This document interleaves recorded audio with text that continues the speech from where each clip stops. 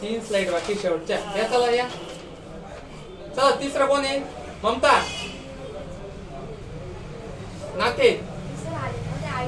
हा झाले का तुझे पेपर? हा आता रेग्युलर यायचंय बस मध्ये. चल ममता. पण मग ग्रुपला होमवर्क टाकला होता ना.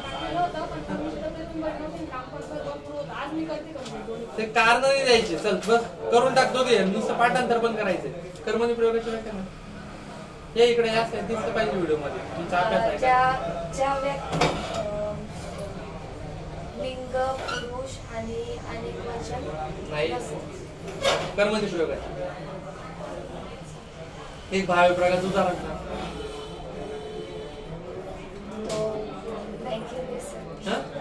नाही केलंय ना. हा करायचंय पाठांतर करायचंय. तुम्ही सांगा भावी प्रयोगाचं उदाहरण.